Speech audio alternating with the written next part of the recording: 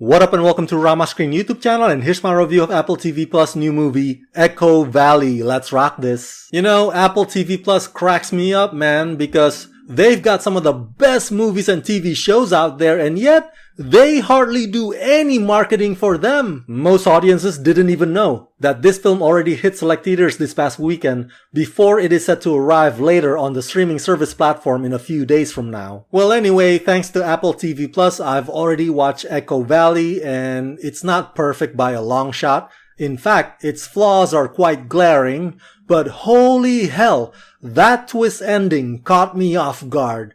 And that alone is a good enough reason for me to consider this one of my favorite thrillers this year. Echo Valley is intense, clever, emotional, and gripping. Written by Brad Inglesby and directed by Michael Pierce, in Echo Valley, Kate is a mother struggling to make peace with her troubled daughter Claire, a situation that becomes even more perilous when Claire shows up on Kate's doorstep, hysterical and covered in someone else's blood. As Kate pieces together the shocking truth of what happened, she learns just how far a mother will go to try to save her child. Starring Julianne Moore, Sydney Sweeney, and Donald Gleason. You know, the term unconditional love is usually seen as something positive. Well, this movie does a hell of a job of illustrating what it might look like if unconditional love backfires and is maliciously used against you. I won't spill spoilers, of course, but that mother-daughter dynamics portrayed by Julianne Moore and Sydney Sweeney is raw and piercing.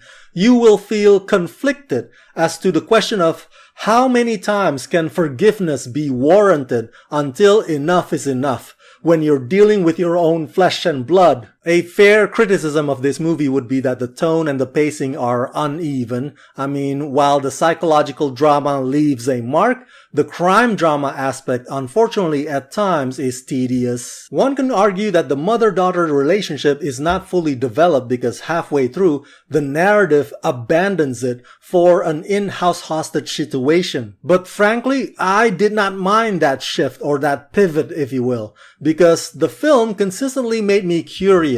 I was like, I want to see where you're going with this. I want to see how she can get herself out of this predicament. Julianne Moore is as masterful as ever. Her character's empathetic vulnerabilities can be perceived as both a strength and a weakness. Sydney Sweeney proves that she's more than just a blonde beauty. She gives a painfully heart-wrenching performance. And Donald Gleason is undeniably chilling as the villain, one of the best on-screen bad guys you'll see this year. Brad's script has a real and brave approach in exploring grief and broken characters, and again, as I implied earlier, the twist at the end is unexpectedly smart, the kind of twist that gives everybody their deserved comeuppance. That said, I'm surprised that the end credits roll did not use the Beatles' classic song, I Get By With a Little Help From My Friend, because that certainly would have been fitting, although it might also be a bit too on the nose. The film's use of dark muted palettes and a somber mood with an isolation setting are effective,